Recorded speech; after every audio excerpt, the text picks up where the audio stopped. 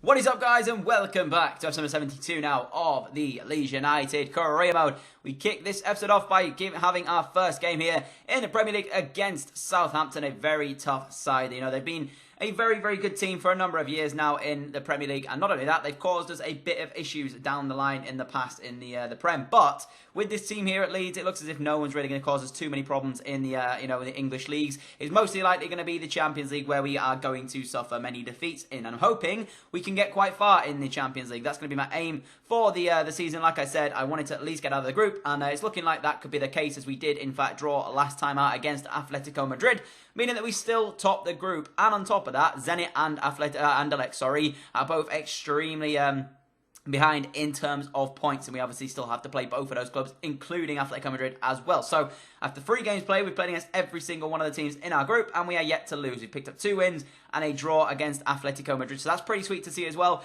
Looking like we will in fact be going out of the group, in my opinion, unless we suffer a huge setback in terms of our performances in the Champions League. Not only that, our Premier League performances as well are absolutely outstanding so far. 8 games, and I do believe 8 wins so far in this, so pretty sweet there as well. You can see, going into this Southampton game full of confidence, our team is looking very good. I think Baker starts the game today as well.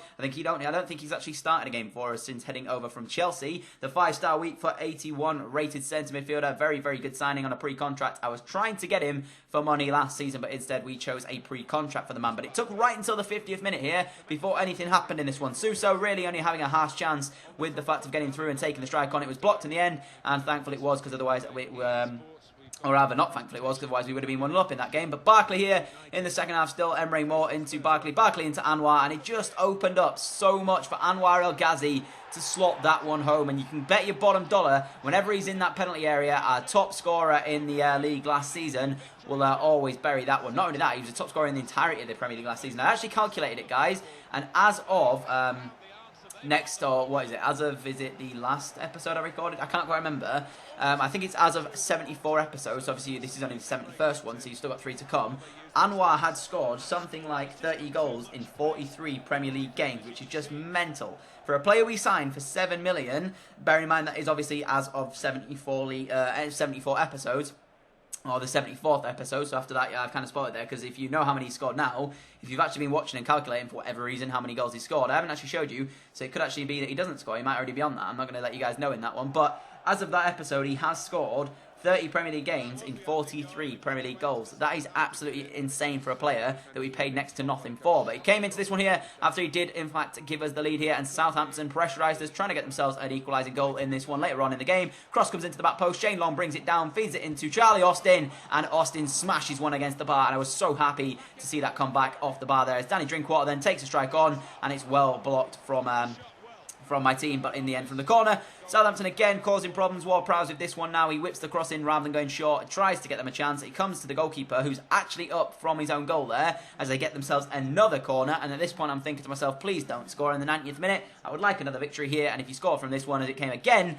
into the Southampton goalkeeper, but this time Leno gets it in his hands. I'm thinking, what can I do here? Because there was no real run being made. I had all my players back defending that corner. Give it into Jan Vertonghen. Vertonghen into Baker. Baker looks for the over-the-top ball. He sees the run being made, but unfortunately the referee blew for full time. And surely we would have made it 2-0 there had we been allowed to go on. You can see the keeper was still out of his goal, but it didn't really matter, because we ended up picking up 3 points there, thankful to an Anwar El Ghazi Premier League goal again. So it looks as if now, guys, Anwar El Ghazi could possibly get the Golden Boot 2 seasons running. He won it last year, obviously, and at the moment he's still the top goal scorer in the Premier League as of this episode. So there is that. I think he scored 8 goals so far. It could be, is it 6? Actually, I'm not sure how many goals he scored at this moment in time in the league. I know how many he scored, I think, overall, but I don't know how many he scored in terms of league. I haven't actually checked it. I will show you it in an episode to come at some point, but that will be that one. As I've said, he scored something crazy like 30 goals in 43 Premier League games, which, as I've said, for a player of that value that we paid for him, that is a crazy return in terms of goals to games. So I'm very happy with that one as well. But doing a bit of training there, you can see as well, Chinese goalkeeper now almost hitting 82 overall. He's our backup and he's 82 rated. That's insane. The fact that he can't get in the team is making me very frustrated. When you have too many good players at a team, it becomes very, very difficult because I don't like to see players have high quality sat on the bench. So I try to rotate as much as I can and try and give my team as much of a time on the pitch as possible if they're worthy of it. And the Chinese goalkeeper there, I may have to think about getting him into the team, because at the moment he is 82 overall, almost 82, sorry. And it's like, he's quality. He could be in a different team as their starting goalkeeper, and I can't fit him in mine at the moment because of Leno. So at some point I am looking to try and get him in the team. It'll just have to wait and see when that will be. But we took on Spurs for the second game of the episode. You can see as well, we do in fact have a Champions League game still to come later on in the episode against Anderlecht, the fourth game in the Champions League. And if we win that one, I think it's safe to say rather comfortably that we are probably through with the Champions League group. Whether or not we're going through as winners or as runner-up, we'll have to wait and see for that one, because Atletico Madrid are still in touching distance of us. I think they're only 2 points behind at the moment, so there is that as well. You can see there 9 victories out of 9 possible Premier League games so far, so we're off to the perfect start as we take on Spurs, our title rivals last year. They were behind us for much of the season and ultimately couldn't quite catch us in terms of the title. They're looking to do the similar thing this season, but it's very, very similar that they probably won't catch us again this season, because at the moment we're off to a flyer here. But Spurs actually had the first chance in this one, 13 minutes in. It's not dealt with by me here, and it comes to Enkodu, who couldn't turn on the edge of the area. Then we get the ball off of a Joel Green tackle, which is something that you don't see very often. Joel Green do defensive duties. It comes to Anwar El Ghazi. El Ghazi, man of the moment, strikes one goalwards. And at first, I thought that this was an extremely good strike from Anwar El Ghazi. However, it takes a deflection, and I can confirm the strike was actually going wide up until the deflection comes in. You can see there, if you didn't quite catch it there, it just touched Alderweireld on the shin as it ended up going through and into the back of the net. And Alderweireld, I think it's Manolas actually, Manolas does in fact get given as an own goal. So we can't give Anwar the credit for the goal. He's obviously gets the credit for the strike at goal, but he won't be given it in terms of a Premier League goal. So he remains at whatever he was after last game in the episode. So Manolas there, getting us off to the perfect start by accidentally scoring an own goal. He couldn't really do too much about it. But then, Dele Alli, from the edge of the area, had a chance to get Spurs back on level terms, but he could only fire a strike over the bar. And in the 27th minute, Trippier did not deal with a ball very well. It comes to Emre Moore, and Emre Moore tries to curl one top bins, but unfortunately was off target with his effort. Into the 41st minute now, and Spurs are trying to get themselves back on level terms, and they were sending men forward to do that, and it meant that I could catch them on a break a little bit. And 3-on-3 here, lovely little turn from Gross Barkley, gives it to Anwar El Ghazi, who was deserving of a goal, and a low-driven shot means that Anwar El Ghazi does, in fact, get a second goal for Leeds United as we went on to lead the game by 2-0 here. Spurs at home were crumbling, and I have to say as well, Anwar is just so damn good. If there's going to be like an award at the end of this series, I'm not sure what I'm going to do when we do in fact end the series off. Anwar's definitely going to be the best signing, if not the best player of the series. He's been absolutely incredible for us. Thoroughly enjoyed this guy. And in my opinion, he's probably one of the greatest signings I think I've ever done in a career mode. That's insane, and he's, just one of those players that holds a special place now. Whenever I play FIFA, I will look to use him. I've actually signed him an ultimate team. I bought him an ultimate team, even though I can't quite fit him into a team as well, so there is that. But excellent work by Leno there when he was called upon to make sure that Spurs didn't quite get themselves a goal back in this one. And into the 63rd minute, Joel Green down his right-hand side gives it back into, I do believe, Anwar again, who takes a strike on. And when he's in such confidence like this, you just cannot afford to not take strikes with him, because at the end of the day, any strike he takes will normally end up in a goal when he's in this confidence. But in the end, it was a good save by the goalkeeper. And into the 84th minute here, Leno again involved as he catches a cross, throws it out as I tried to get on the break quickly, but unfortunately wasn't able to do so. Gave the ball away stupidly. It comes to Enkodu. Enkodu takes the strike on, but could only send his effort over the bar. Thankful for Leno to watch that go over, as it was his mistake throwing it out. But we managed to win the game by 2-0 there. A very, very commanding performance. You can see there by the match facts, thoroughly deserving of the 3 points from that one. But not only that as well, have to say, Anwar El Ghazi is an absolute machine. I am so happy we signed him at Leeds. I go on about this every time he's in good form, but I have to say, guys, to sign him for the cheap as I did was just absolutely mental. And if there's anybody I would recommend out of this Leeds United team, it is Anwar El Ghazi. And I have to say, thought we would struggle when we lost the likes of Anthony Martial. He was having such a good start for us in this Leeds United team, and I thought we would struggle with the fact that he got injured. But he's actually, not been tremendously missed. He's gone out injured for 3 months, and we've not fully missed him as much as I was thinking we would do. And in terms of that one, that's probably down to the fact that Anwar's playing very, very well in his place. So there is that as well. But Martial should be coming back in the next few episodes, and hopefully we'll get him back into the team and he can come back and start scoring goals like he did before he went out on injured. That's not even a word.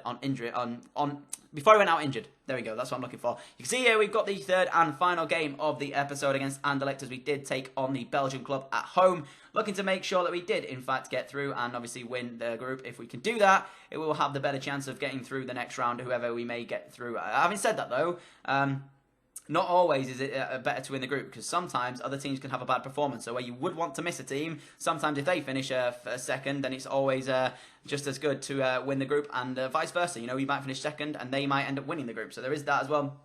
You know, there's two ways going around it, but ultimately I want to top the group and show that we are the best team coming out of this group. And on top of that as well, if we can beat Atletico Madrid on the way there, it shows me that we actually can put up against the best. You can see Atletico Madrid, that's the table coming into this episode. Zenit with the only other victory in the group there. So Atletico Madrid playing against them right now, and if they do, in fact, get a result there, and then it means that obviously Zenit will lose that one and won't be able to catch me or Atletico Madrid, depending on results here today. We still have to play against them, but if we win this one, we go on 10 points. If Atletico Madrid win it as well, they go on 10 points, and Zenit will still be on 3, meaning they'll be 7 points behind and will not be able to catch us, meaning we will, in fact, be through in the group, but that would require us to win this game. So as long as we win the game, we are through the group. Whether it be in first or second, we'll have to wait and see, depending on other results after this game involved, but ultimately, we should be winning this game against Anderlecht, to be honest with you. Obviously, last time we played them, it was a very, very tough game. They gave us they gave it a good run, didn't they? We in that 2-1. I did end 3-1, I think, in the end. The victory that we got last time out in Belgium. But we came into this one here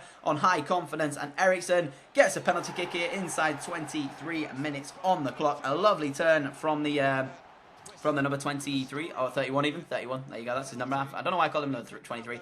Is he 23 for Spurs?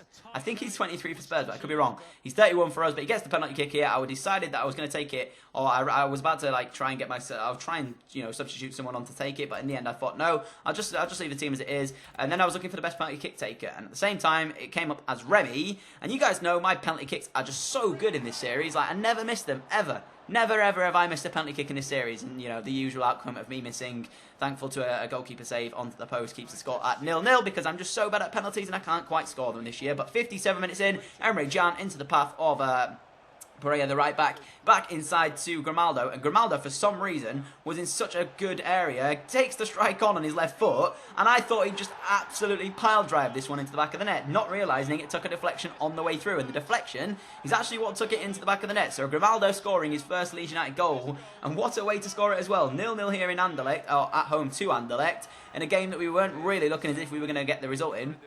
And then it fell to my left back, Grimaldo, for some reason, all the way up where he was. And then, I don't quite know what on earth the defender's trying to do there. It looked as if it was a half-hearted attempt at blocking the ball. For some reason, actually, it came off his hand. So had that have not gone in the back of the net, we should have been given a penalty for that. But thankfully, it did go in the back of the net, and it was actually a handball there. I didn't actually know that. But Grimaldo got us 1-0 up in the game. And in the 73rd minute, we had a chance to make it 2. We started all the way back with Leno. A lovely throw out into the path of one of my left backs. I think it was Grimaldo, actually. And a lovely bit of skill here from Divock Origi. Gets him into a position to take the low-driven shot on. And there's only one outcome when I'm in that sort of position with a striker of Divock Origi's quality. And that is to hit the back of the net. So 15 minutes to go in the game. 2-0 up. And it looked as if we would be going through the group. And it means that now we can focus on the Premier League. Obviously, we've still got to try and top the group and get ourselves into the best possible draw in terms of who we're going to come up against in the knockout phases. But it means that now we are, in fact, through the group, which is a bit of a very nice thing to have, because last time we played in the Europa League, we obviously got knocked out in the group, and I didn't want a same repeat of what happened there in the Champions League, and we haven't even lost a Champions League game yet. But there's still time here for Anderlecht to come back in this one, as it was very, very good work by Capel here. I gave him way too much time than I should have done, and an absolute rocket into the bottom corner put the score to 2-1 with 5 minutes to go. And I'm thinking to myself, don't lose this, because if I lose this, I'll be very disappointed in myself. But thankfully I didn't. We got the 2-1 victory, and it means that we are now through the Champions League group going into the knockout phases.